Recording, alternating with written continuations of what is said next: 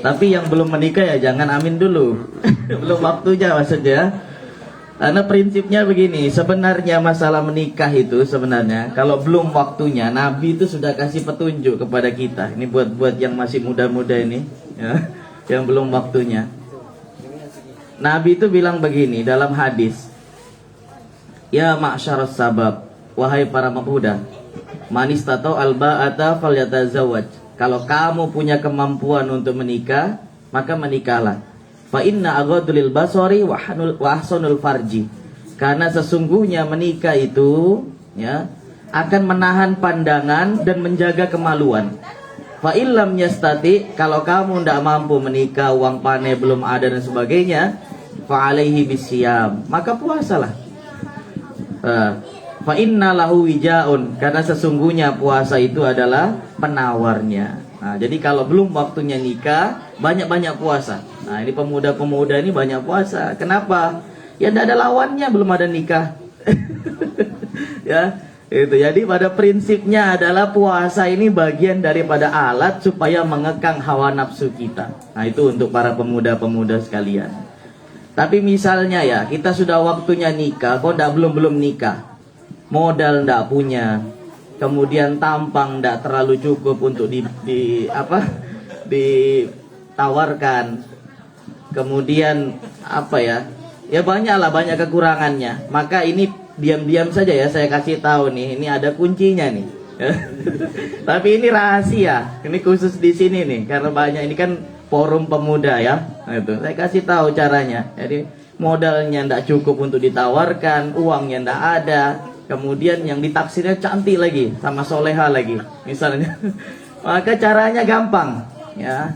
Pergilah masuk kamar, kemudian posisinya berbaring, bacalah doa Bismika Allahumma ahya wa bismika amut, kemudian tidurlah. Karena untuk mendapatkan seseorang itu hanya dalam mimpi. Ya, itu. Tapi ibu-ibu sekalian, nggak ibu-ibu, bapak-bapak sekalian, kalau punya anak, carilah pemuda atau pemudi yang dia itu kualitasnya rajin puasa. Pasti insya Allah setia orangnya. Kenapa? Azan maghrib aja ditungguin, apalagi anak ibu bapak. Ya, ini saya belum ceramah, ini baru introducing ya. Innal hamdalillah nahmaduhu wa nasta'inu wa nastaghfir wa na'udzu billahi minasy syururi anfusina wa min sayyiati a'malina. May yahdihillahu fala mudhillalah wa may yudlilhu fala hadiyalah. Asyhadu an la ilaha illallah, I bear witness that there is no God but Allah. Nah, ini bahasa Bugisnya nih. Wa asyhadu anna Muhammadar Rasulullah, and I bear witness that Muhammad is his messenger. Kalau ini bahasa Jawanya. Allahumma salli wa sallim wa barik ala sayyidina Muhammad wa ala alihi wa ashabihi wa man tabi'ahum bi ihsan ila yaumiddin. Amma ba'du, la hamla wa la quwata illa billahil aliyil azim. Yang kami hormati orang tua kami, Pak Udin. Nah ini, alhamdulillah panjang umur beliau. Saya nih dulu waktu kecilnya chapteran sama Haji Pandi nih, sama nih biasa naik mobil pulang diantar sekolah. Jadi bisa sekarang sampai saat ini ya, dulunya juga begitu, chapteran sama Pak Udin. Ya, kadang seberapa bulan sekali itu kita makan-makan ya Pak Udin di rumah. Tapi belum ada Ustaz Rusdin Purmono, mungkin belum diciptakan ya. Ya, itu.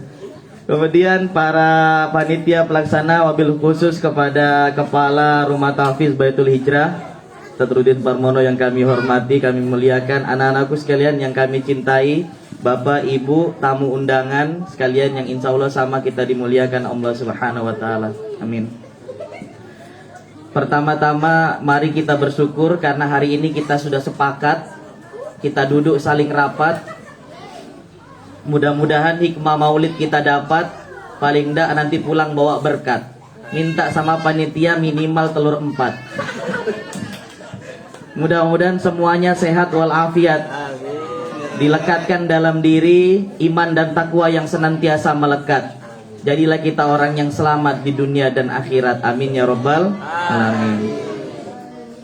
Salawat dan salam, dan kita berharap mudah-mudahan anak kita ini menjadi anak yang hebat, bermartabat dan kepada Allah senantiasa taat.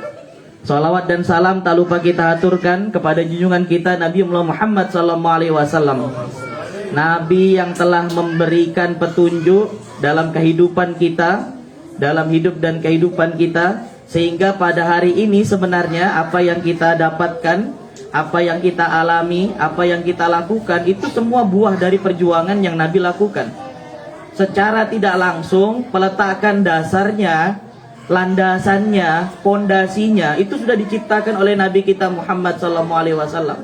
Maka wajar setiap tahun kalau kemudian kita mengenang kelahirannya dalam rangka meneladaninya. Jadi Nabi Muhammad itu dulu ketika diutus kepada bangsa Arab, tuh bangsa Arab atau layaknya seluruh umat manusia pada waktu itu dalam kondisi jahili, dalam kondisi bodoh, karena tidak punya akhlak, karena tidak punya aturan kehidupan, karena tidak punya pedoman dalam hidup yang disebut dengan way of life itu. Al-Quran itu tidak punya, panduan hidup itu tidak punya. Nah, maka kemudian dengan hadirnya Nabi Muhammad, dibuatlah satu sistem dalam kehidupan bahwa ini boleh diambil, ini tidak boleh diambil, ini yang hak, ini yang batil, ini yang kemudian harus dikerjakan, ini yang kemudian harus ditinggalkan, yang disebut dengan agama, ad-dinul Islam. Ya. Agama tuh asal katanya diambil dari dua kata, Bapak Ibu anak-anakku sekalian, a sama gama. A tuh artinya tidak, gama tuh artinya kacau. Jadi orang yang beragama tuh harusnya hidupnya tidak jadi kacau. Gitu. Tadi kalau ada orang beragama tapi kemudian hidupnya mengganggu orang lain, itu sepertinya bukan orang beragama. Gitu. Ngaku juga beragama tapi kemudian tiap hari sering nyeritain keburukan orang lain, itu tidak beragama sebenarnya. Karena dia masih mengganggu kehidupan orang lain. Jadi sebenarnya kita merayakan Maulid itu dalam rangka mengenang, kemudian memperingati, sekaligus berupaya mengamalkan apa yang diajarkan oleh Nabi. Hari ini tanggal berapa sudah nih anak-anak nih sekalian? Hari ini tanggal berapa? 14 apa ini? November tahun. Sekarang Ustaz tanya, kalau dalam kalender Hijriah, kalender Islam sekarang ini tanggal berapa? Tidak ada yang tahu. 9 10 sudah kan? 9 Rabiul Akhir. 9 Rabiul Akhir 1440 berapa? 45, sudah 43 Hijriah. Nah, ini harus kita tahu nih. Bulan Maulid itu bulan ke berapa? Bulan Maulid itu bulan ke berapa? 11. Ada yang bilang 11. Bulan ke berapa? 11. Nanti bulan depan tuh bisa jadi bulan 12 tuh nanti bulan Maulid kalau hitungannya pakai kalender Masehi. Anak-anak harus hafal. Ini hafal enggak tanggal berapa Rasulullah lahir? 12 Rabiul Awal. Rabiul Awal tuh bulan ke berapa dalam kalender Hijriah? Bulan ke? Hitung dulu. Muharram, Safar, Rabiul Awal, Rabiul Akhir, Jumadil Awal, Jumadil Tsani, Rajab, Sya'ban, Ramadan, Syawal, Dzulqa'dah, Dzulhijjah. Berarti bulan ke berapa tadi? 12 lagi. Muharram, Safar, Rabiul Awal. Bulan berapa nak? 3. Ingat-ingat ya. Ingat-ingat ya. Upin Ipin pergi menjual rambutan. Ada Ihsan menjual nasi kepal. Buat apa mengingat nama mantan kalau tanggal lahir Nabi tidak dihafal? Ya. Jadi hafalkan nak, tanggal 12 Rabiul Awal, tahunnya tahun apa? Tahun apa? Tahun gajah. Nah itu, Ustadz tanya sekarang, kenapa Rasulullah itu lahirnya disebut dengan tahun gajah, bukan tahun semut, atau tahun kupu-kupu, atau tahun sapi? Kenapa sekarang? Ada yang tahu? Nanti kalau tahu dikasih telur paling banyak. Karena pada waktu itu, ini menjadi pelajaran bagi kita. Karena pada waktu itu, tahun itu belum diciptakan. Bagaimana mungkin dibuat tahunnya sementara tahun belum diciptakan dalam kalender Hijriah? Kapan tahun itu baru ada? Nanti kekhalifahan kedua dalam Islam setelah Rasulullah wafat baru kemudian diciptakan tahun itu. Setelah Rasulullah wafat kemudian digantikan sistem pemerintahan itu, diserahkan kepada pemimpinnya namanya Abu Bakar. Setelah Abu Bakar baru Umar bin Khattab. Nah, waktu Umar bin Khattab inilah baru diciptakan tahun yang disebut dengan tahun Hijriyah. Diambil dari perjalanan Nabi, dari perjalanan minal Makkah ilal Madinah. Perjalanan hijrah Nabi dari Makkah ke Madinah diambil baru menjadi tahun.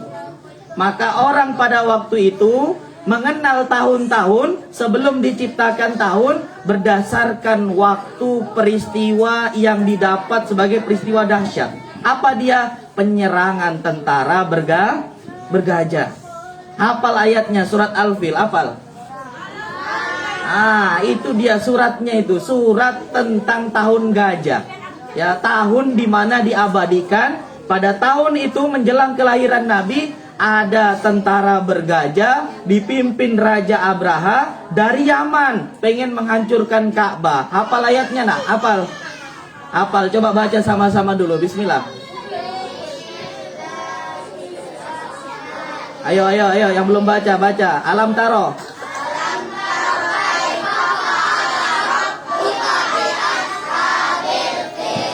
Alam yaj'al kaidahum fi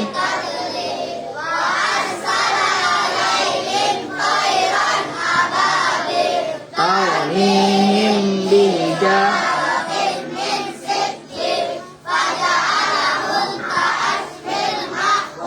Sekarang artinya nak baca.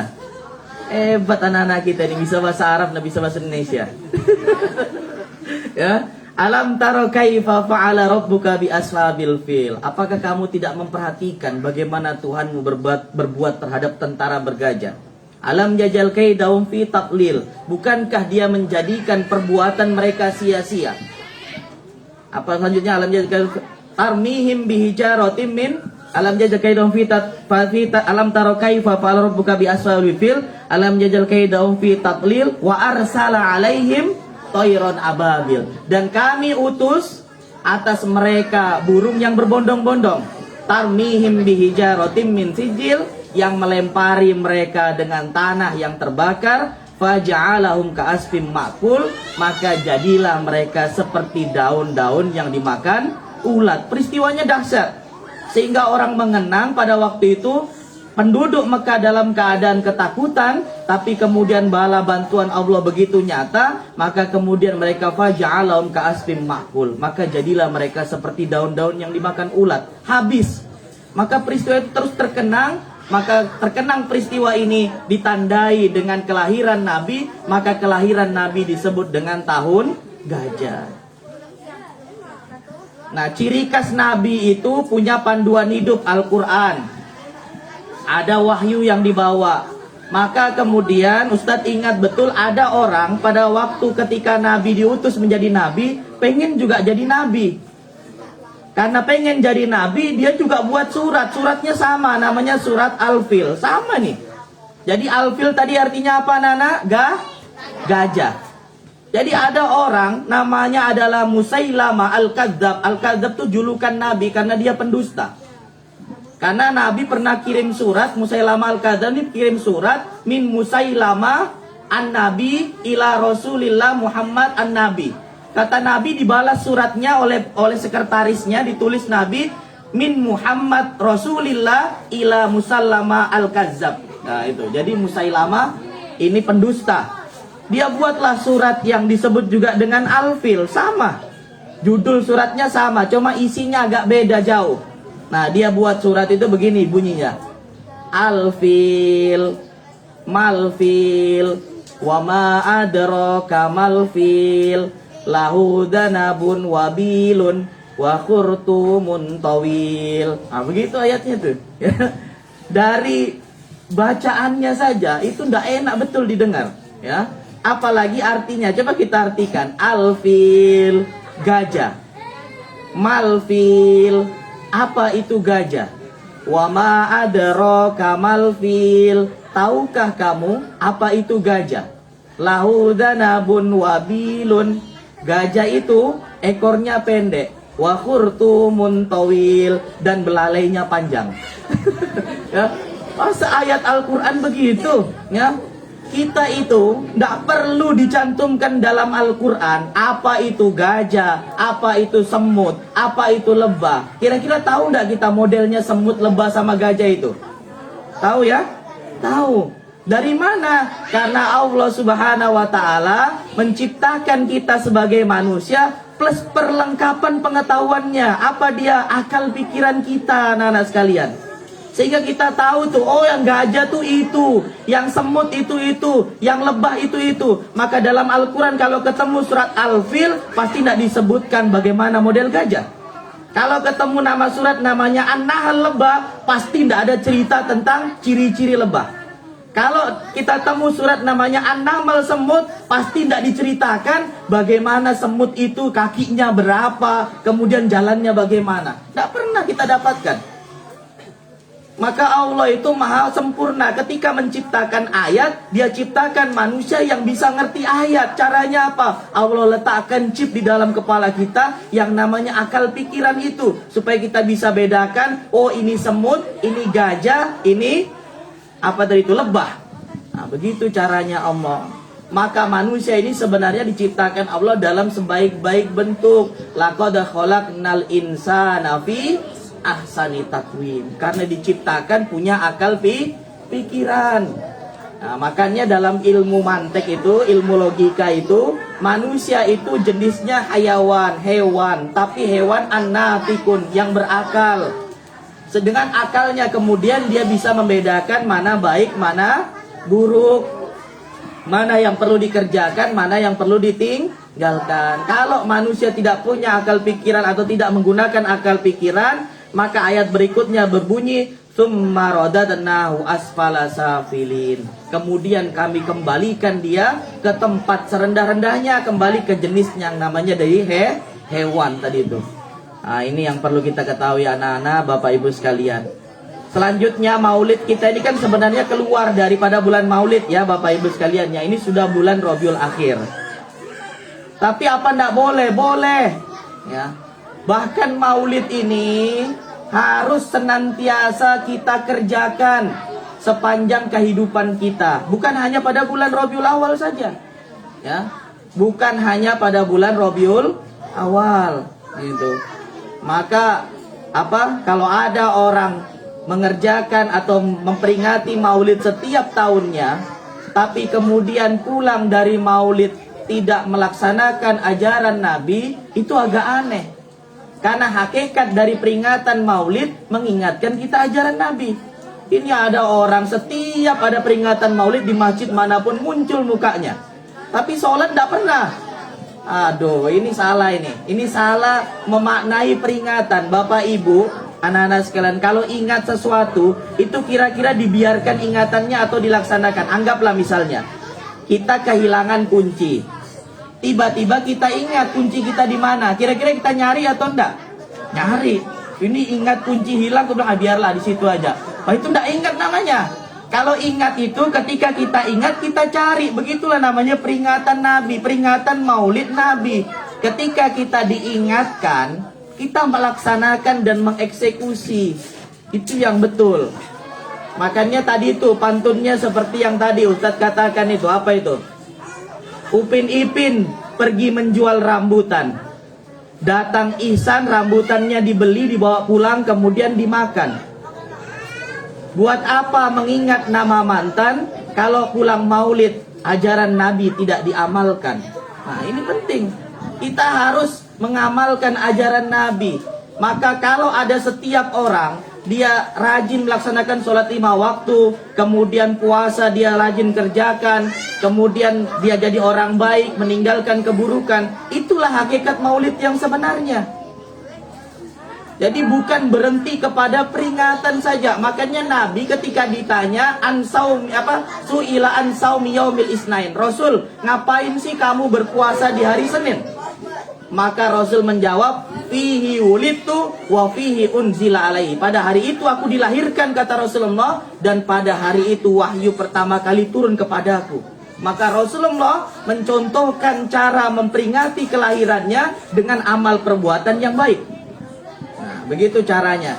Nah, jadi penting bagi kita agar kemudian dalam peringatan Maulid terkandung nilai hikmah yang kita bawa pulang, yang kita bisa amalkan, sehingga peringatan Maulid itu menjadi sarana wasilah bagi kita agar terus memperbaiki diri kita. Nah, kita ini bukan orang baik, tapi berusaha jadi baik. Maka cara-cara yang kita ajak, yang kita lakukan itu sama seperti Nabi. Nabi itu dulu hidup, tidak ada orang baik, ya kan? Yang didakwai Nabi itu rata-rata orang yang awalnya tidak masuk Islam, kan? Gitu. Kenapa sekarang ada orang dakwah ngeluarkan orang Islam dari Islam? Ini agak lucu. Gitu. Maulid bid'ah, sesat, masuk neraka, ya kan? Kemudian kalau maulid bid'ah sesat masuk neraka, ini yang duduk-duduk enak, yang lebih parah tuh yang ceramah, pasti nerakanya paling bawah. Itu jadi agak aneh sekarang itu. Padahal Nabi itu punya prinsip satu saja. Kalau kita baca bukunya Dr. Roshid Hailamas, dalam bukunya Syamsur Rahmah Allatin Nar Dhalamal Qulub itu, Nabi itu cuma punya misi satu saja, membawa orang kepada jannah jauh daripada jahanam. Itu saya sebenarnya tugas Nabi itu. Maka kalau ada orang memusuhi Nabi, itu tidak pernah dibalas Nabi dengan memusuhi lagi. Pasti diajak kepada kebaikan. Ya, pasti diajak kepada kebaikan. Contohnya Abu Jahal, tahu Abu Jahal? Abu Jahal tahu ya? Abu Jahal itu orang yang sangat memusuhi Nabi karena faktor politis sebenarnya. Abu Jahal itu nama aslinya adalah Amr bin Hisham. Dialah orang yang jadi provokator perang Badar waktu Nabi di Madinah. Ya. Nah, ini anak-anak kita ini. Halo semua. Ya. Ketika perang Badar itu, karena provokatornya Abu Jahal, kemudian pada peristiwa perang Badar pula Abu Jahal ini meninggal, mati dia di perang Badar. Tapi ketika Fatu Mekah, anaknya Abu Jahal namanya Ikrimah bin Abi Jahal itu dicari Rasulullah agar dia kemudian masuk ke dalam agama Islam. Tidak sedikit pun Rasulullah itu dendam. Termasuk Abu Lahab, tahu ya? Abu Lahab anak-anak tahu ya? Ada surat namanya surat Al-Lahab. Itu Abu Lahab itu pamannya Nabi. Kalau rumah tuh bergandengan aja rumahnya dengan Nabi. Secara geografis itu begitu dekatnya, tapi secara hidayah begitu jauhnya. Abu Lahab itu juga ada dengkot Quraisy yang senantiasa memusuhi Nabi. Ditambah dia paman Nabi, maka dia sering dijadikan diperalat untuk memusuhi Nabi. Kenapa? Karena dia paling dekat kepada Nabi. Tapi ketika Fatu Mekah, anaknya Abu Lahab namanya Utbah dan Mu'attab itu diajak masuk Islam oleh Nabi. Karena Nabi menginginkan mereka yang masih tersisa dan masih hidup, kalau bisa matinya jangan kekafiran lah, dalam keadaan kekafiran. Kalau bisa semuanya selamat, masuk ke dalam jannah. Dan orang-orang yang tadinya memusuhi Nabi bapaknya, itu kemudian Nabi jadikan anak-anaknya muslim. Itu kalau sudah jadi muslim, misalnya Abu Lahab, itu orang-orang para sahabat yang lain kalau sholat dilarang untuk membaca surat Al-Lahab. Begitu tuh Nabi tuh memberikan kebaikan kepada para sahabatnya. Jangan sampai kemudian anaknya jadi muslim, kemudian diingatkan tentang kafiran bapaknya, pasti dia akan sedih. Nah, maka kemudian diupayakan agar kemudian anaknya tetap kuat iman dan Islamnya. Nah, begitu cara Nabi dalam mengajak kebaikan. Kita ini kan beda, Bapak Ibu sekalian. Kadang-kadang kita musuh orang, oh itu kita tandai. Bukan hanya yang kita musuh, keluarganya pun kita tandai. Ah, itu yang curi sandalku itu, polat keluarganya itu memang dasar pencuri. Padahal yang ngambil sandal kita itu mungkin anaknya, tapi kita tandai keluarganya. Anaknya pencuri, ini pasti diajarin sama bapaknya ini. Ini pasti mamanya juga ngajarin ini. Pasti keluarganya ini pencuri. Itu kita tuh menandai begitu. Kalau Nabi itu enggak begitu. Nabi itu sekalipun dimusuhi tetap mengajak kepada kebaikan. Karena konsep dakwah itu menurut kalau kita baca kamus Ahmad Marson Munawir misalnya, atau kamusnya Mahmud Yunus, itu dakwah itu diambil dari kata da'a yada'u dakwatan ila to'am. Maknanya adalah menyiapkan atau menghidangkan makanan. Ada orang menghidangkan makanan terus dipanggil, sini kau makan, kalau kau nak makan ku bunuh kau. Nggak orang makan. Itu kan dakwah ekstrim begitu tuh kan. Kamu kalau nggak masuk kelompok saya kafir, kalau kamu nggak masuk kelompok saya kamu sesat. Itu tuh nggak dakwah namanya tuh. Nah, tuh. Dakwah tuh mengajak bukan menginjak. Ya, dakwah tuh merangkul bukan memukul. Maka Nabi itu setiap kali dimusuhin orang, Nabi itu pasti kemudian datang, diundang orangnya, sini, datang makan ke rumah saya. Karena dakwah itu sejatinya adalah salah satunya ngajakin makan. Dan orang tuh senang. Orang marah-marah, diundang datang makan. Kan enak. Sudah makan ini yang musuh-musuh Nabi dinasihatin, senang. Orang perutnya kenyang itu gampang dikasih tahu. Itu kalau misalnya orang perutnya lapar, itu agak susah dikasih tahu. Ibu-ibu lapar atau enggak nih? Jangan-jangan enggak masuk-masuk nih. Nanti dakwah saya ini gara-gara mungkin belum diisi perutnya. Jadi Nabi ketika orang sudah dikasih makan, ya baru dikasih tahu, dinasihatin. Gitu. Makanya saya agak susah kalau diundang ceramah itu menjelang buka puasa. Itu orang yang diceramai lapar, yang ceramah juga lapar. Ya, yang dilihat jamaah tuh makanan aja perasaan saya ya. Gitu. Maka saya minta kepada panitia kalau ngundang saya ceramah buka puasa 5 menit sajalah. Jadi ketika saya masuk menceramah langsung kita baca Allahumma lakasumtu wa bika amantu. Itu kan dakwah juga kan namanya, mengajak makan. Gitu. Jadi Nabi itu begitu. Prinsip dakwanya adalah agar semua orang masuk ke dalam agama Islam. Supaya apa? Supaya selamat. Kalau selamat masuk mana? Masuk jannah. Masuk jannah berarti apa? Tidak masuk ke dalam jahanam. Begitu aja prinsipnya Nabi. Dan itu caranya macam-macam. Kalau pemuda Baitul Hijrah ini caranya dengan menggemarkan Al-Quran, ya silakan. Itu model dakwah. Itu. Kalau saya modelnya keliling kemana-mana ceramah, ya itu juga model. Ada orang tidak bisa ceramah, kemudian dia tidak bisa terlalu pintar baca Al-Quran, bisa ngajakin orang dengan yang lainnya. Ayo buat sumbangan, sedekah. Kan macam-macam caranya. Surga Allah tuh tidak sempit.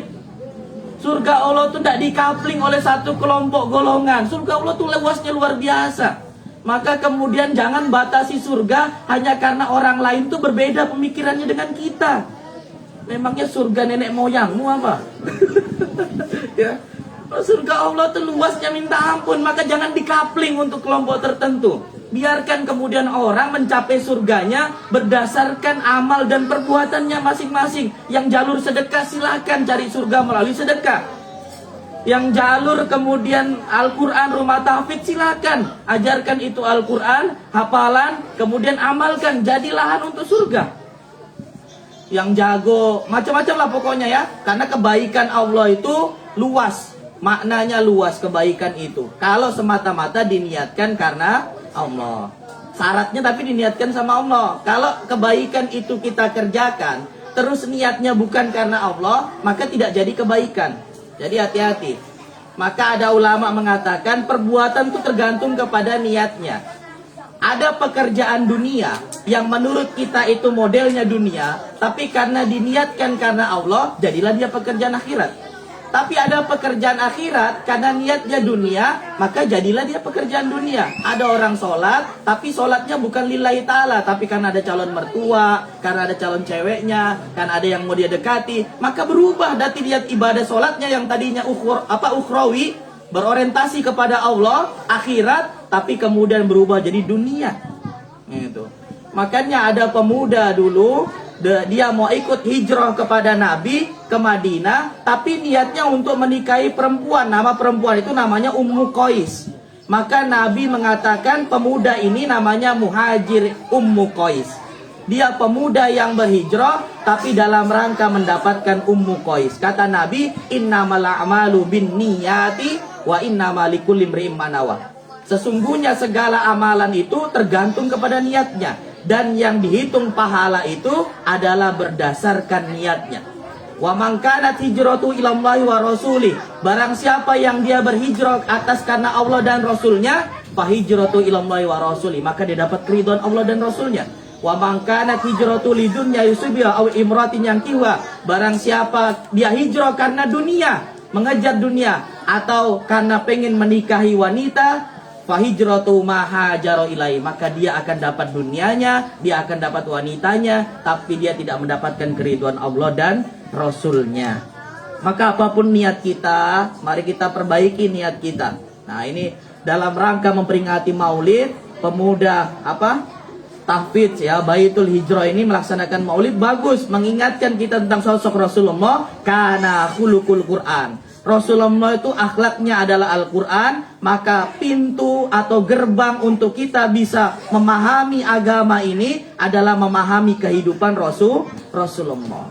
Itu. Dan Rasulullah lah yang paling paripurna dalam mengamalkan Al-Quran, sehingga Rasulullah itu menjadi contoh yang terbaik menurut kita dalam memahami Al-Quran. Terakhir ini ibu-ibu, bapak-bapak, anak-anakku sekalian, kenapa sih kita kalau maulid itu pasti ada telur? Nah ini kan biar orang tidak tanya-tanya ya. Nah, itu kenapa kalau maulid ada telurnya? Nah itu telur nih bukan sekedar simbol, bukan sekedar perayaan maulid kemudian ada telur, bukan. Tapi telur ini dibuat oleh orang-orang tertentu yang sebenarnya makna kandungannya sangat bagus dalam kehidupan kita. Kita bisa tahu dari mana? Kita buka Al-Quran. Nah, ini kan sering baca Quran ya. Baca surat Al-Imran ayat 27. Tulijul laila fin nahari wa tulijun nahara fil lail wa tukhrijul hayya minal mayyiti wa tukhrijul mayyita minal hayyi wa tarzuqu man tasha'u bighairi hisab. Engkau memasukkan tulijul lail, malam ke dalam siang, dan engkau memasukkan siang ke dalam malam. Tukhrijul hayya minal mayyiti, engkau mengeluarkan yang hidup dari yang mati. Wa tukhrijul mayyita minal hayyi, dan engkau mengeluarkan yang mati dari yang hidup. Wa tarzuqu man tasha'u bighairi hisab, dan engkau memberikan rezeki kepada siapa yang engkau kehendaki. Tukhrijul hayya minal mayyiti wa tukhrijul mayyita minal hayyi, itu menurut tafsirannya adalah telur. Engkau mengeluarkan yang hidup dari yang mati, yang mati dari yang hidup. Itu tafsirannya telur, buka seluruh tafsir yang ada. Apa maknanya? Telur tuh dari benda mati atau benda hidup? Telur ayam tuh dari benda mati atau yang hidup? Benda mati kan? Ya namanya telur. Dari benda yang mati itu keluar sesuatu yang hidup, namanya anak ayam. Dari anak ayam itu yang hidup akan keluar benda yang mati, namanya telur. Begitu kan? Jadi kalau ditanya mana di luar ini, telur atau ayam, itu kan pertanyaan kita kan sering. Ya telur, itu ada ayatnya. Gitu. Ya. Dan kita itu mirip seperti telur kehidupan kita. Makanya maulid itu ada telur. Kenapa? Pertama, kita ini diciptakan dari benda mati, namanya apa? Wah, tanah liat. Ini ya, tanah liat ya. Itu aja anak-anak yang tanah liat, yang lainnya tanah lumpur. Kita diciptakan dari tanah, ya. Kemudian dari tanah benda mati itu jadi kita yang hidup, makhluk hidup. Satu ketika yang hidup ini akan kembali ke tempat yang mati tadi itu, tanah. Betul ya? Untuk maka proses kejadian telur ini sama seperti proses kejadian kita. Dosa jauh-jauh kita ini bisa jadi sekarang seperti ini karena pertemuan antara sperma dengan sel ovum. Sel ovum itu sel telur. Kita disimpan di situ kan 9 bulan 10 hari. Gitu. Jadi telur ini simbol kehidupan kita. Ketika dalam maulid ada dihadirkan telur, itu mengingatkan tentang kehidupan kita. Dari mana dan mau kemana. Tuh. Ini tiap maulid pergi berebut telur, pergi masak telur, pergi ambil telur. Telurnya tidak tahu maknanya apa. Jadi kita harus paham tuh, kenapa maulid itu ada telur? Ya karena prinsipnya tadi itu adalah supaya kita mengingat tentang kehidupan kita dari mana dan mau kemana. Untuk mengisi dari mana dan mau kemana itu agar selamat kita meneladani baginda Nabi Muhammad Sallallahu Alaihi Wasallam.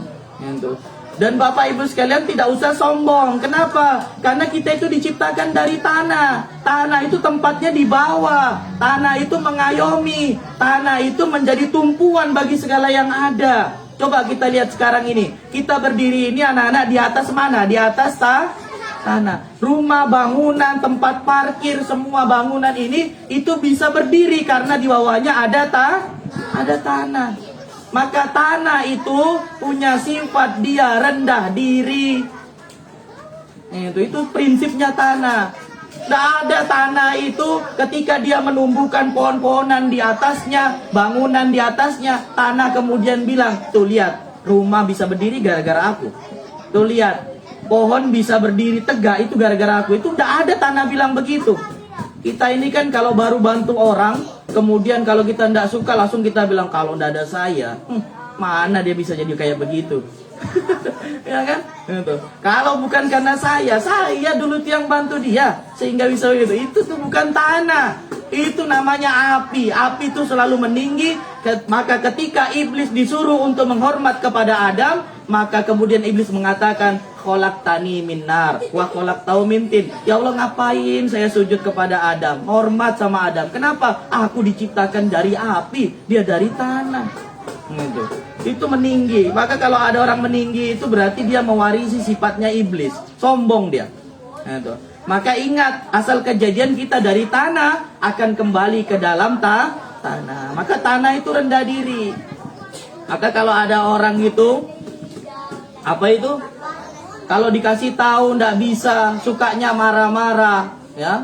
Jangan-jangan dia diciptakan dari tanah sengketa. Ya. Atau mungkin ada itu mungkin ibu-ibu ya, istri-istri kita baru gajian suaminya dikasih duit, dihambur-hamburkan duit, shopping, kemudian foto-foto mana sini. Oh, jangan-jangan diciptakan dari tanah abang, yang rajin belanja. Ya. Ada juga orang orang kaya baru, jabatan baru naik. Oh, kira-kira dia sepertinya layaknya ndak tinjak sudah bumi, ya, sama tetangga ndak pernah lihat pagar tinggi dan sebagainya. Oh, ini jangan-jangan diciptakan dari tanah tinggi. Ya. Tapi ada juga orang, ya, sukanya dia jadi orang provokator, nakut-nakutin orang lain, ganggu kehidupan orang lain. Oh, ini jangan-jangan diciptakan dari tanah kuburan. Ya. Tapi ada juga kayak sini tadi nih, ya. Oh, kalau dikasih tahu dia lihat lagi kita. Kalau dikasih tahu, Pak, kenapa lambat? Bukan hanya aku yang lambat tuh ya, ada juga yang lebih lambat dari saya. Oh, jangan-jangan dia diciptakan dari tanah liat, kayak anak-anak tadi nih. Tidak bisa dikasih tahu, ya. Ada juga orang hari ini dia bilang A, besok dia bilang B. Ditanya, kemarin kan bilang A, enggak B. Besok ditanya lagi C, labil dia. Oh, ini jangan-jangan diciptakan dari tanah urukan atau timbunan. turun naik terus, ya. Tapi ada juga orang baik, ya, soleh dia, rajin ngaji dan sebagainya. Jangan-jangan diciptakan dari tanah suci. Ini jangan-jangan. Ya, tidak memastikan. Tapi yang jelas kita itu diciptakan dari tanah. Dan telur itu selalunya ditusuknya ke mana itu? Ke batang pohon. Ini betul ya, batang pohon pisang itu ya dalamnya ya. Karena warnanya beda sudah ini. Ditusuk di batang pohon pisang. Artinya telur itu menuju sasaran kepada batang pohon pisang. Kenapa tidak batang pohon kelapa? Ini tidak lama pisang ini habis karena ada salam dari Binjai. Ya, ini. Tapi kita masih pakai, jadi jaga-jaga nih, jangan sampai maulid itu kehilangan hikmahnya, kehilangan esensinya, gara-gara pisang habis, gara-gara salam dari Binjai ini. Ya, ini. Jadi kenapa ke batang pohon pisang, bukan batang pohon yang lain? Kenapa Bapak sekalian? Ini ada maknanya nih. Ada dalam Quran surat Al-Waqiah ayat 29. Wa talhim ma'bud, dan pohon pisang yang buahnya berjajar-jajar.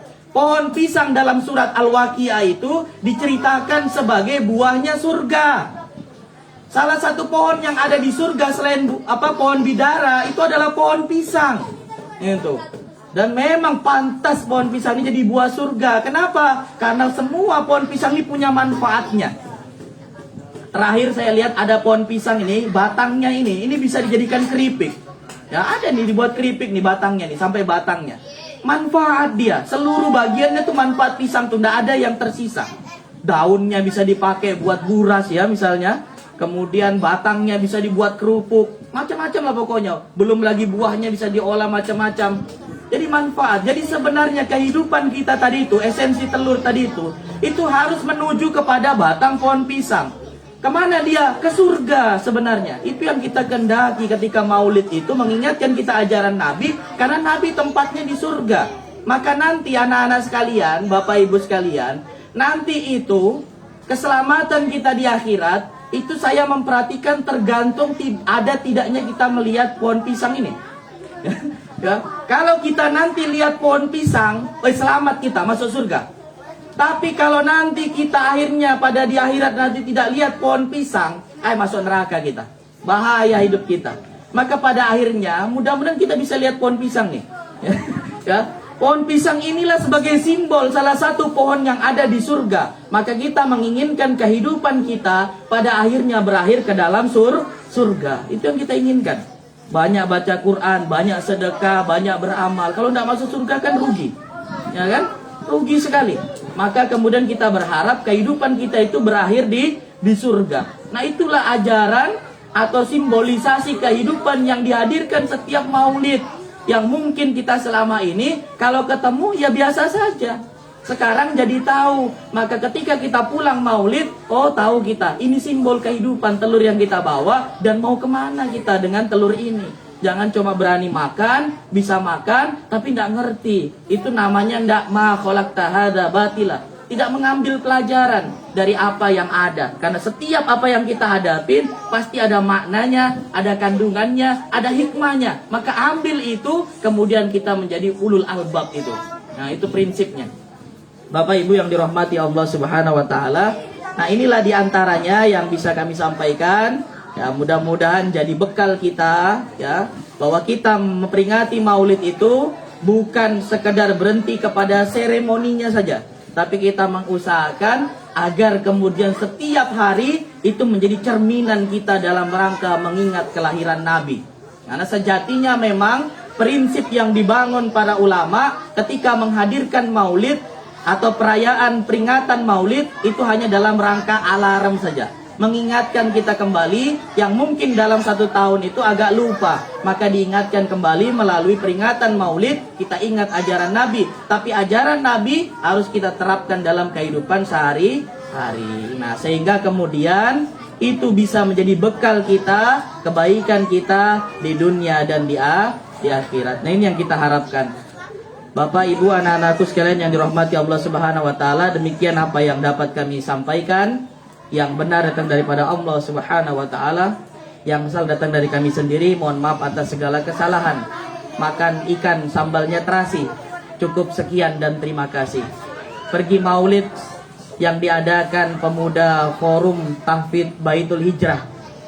Pulang-pulang bawa telur kemudian dimakan. Apabila ada kata-kata kami yang salah, mohon hadirin wal hadirat sekalian memaafkan. Kita akhiri dengan doa, tapi sebelum saya doa saya tutup pantun lagi satu ya. Ini spesial ini ya. Nah, burung irian, burung cendrawasih, datang temannya burung kutilang, burung merpati. Itulah nama-nama burung. Kita akhiri dengan berdoa, mudah-mudahan acara kita pada hari ini senantiasa mendapatkan keridhaan daripada Allah Subhanahu wa taala. Al-hadiniyah wa likulli niyatin sholihah. Al-Fatihah.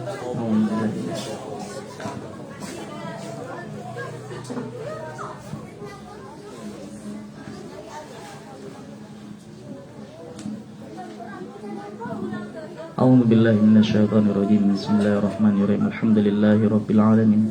Hamdan syakirin, hamdan naimin, hamdan yuafi ni'ma yukafi mazidah. Ya Rabbana lakal hamdu wa lakal syukru kama yanbaghi li jalali wajhika wa 'azimi sultanik.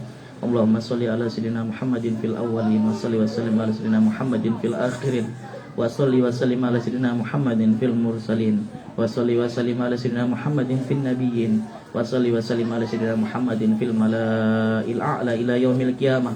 Allahumma inna nas'aluka ridhaka wal jannah wa na'udzubika min sakhatika wan nar. Allahumma sholli ala sayyidina Muhammadin sholatan tunjina biha min jamil ahwali wal afat wa taqdi lana biha jami'al hajat wa tutahhiruna biha min jami'i sayyi'at tarfa'una biha 'indaka ala darajat wa tuballighuna bi aqsal ghayati min jamil khairati fil hayati wa ba'dal mamat innaka ala kulli syai'in qadir. Allahumma ihdinas siratal mustaqim siratal anbiya'i wal mursalin siratal ulama'il 'amilin siratal syuhada'i was sholihin. Allahumma inna nas'aluka salamatan fid din wa afiatan fil jasad wa ziyaratan fil ilmi wa barakatan fil rizqi wa taubatan qabla al maut rahmatan indal maut ghafratan ba'dal maut. Allahumma hawin alaina fi syakaratil maut wan najatan wal rafa indal hisab. Allahumma ja'al jama'atana jama'atan marhumah wa tafarruqana tafarruqan ma'sumah. Allahumma ja'al auladana auladan solihin wa hafidhin lil Qur'an wa sunnah wa fuqaha fid din hayatum fid dunya wal akhirah innaka ala kulli syai'in qadir. Rabbana hab lana min azwajina wa dhurriyyatina qurrata a'yun waj'alna muttaqina imama. Allah Rabbana ighfir lana wal ikhwan sabaquna bil iman wa la tajal fi qulubina ghillal ladzina amanu rabbana innaka raufur rahim. Rabbi ja'alna muqimas shalah wa min dzurriyyatina rabbana wa taqabbal du'a. Rabbana atina fid dunya hasanah wa fil akhirati hasanah wa qina adzabannar. Wa sallallahu ala khairi khalqi Muhammad wa ala alihi wasallam. Alhamdulillahi rabbil alamin. Demikian hadana melawayakum ajmain ihdinas siratal mustaqim wa mulal muwaffiq ila aqwamit thoriq. Assalamualaikum warahmatullahi wabarakatuh.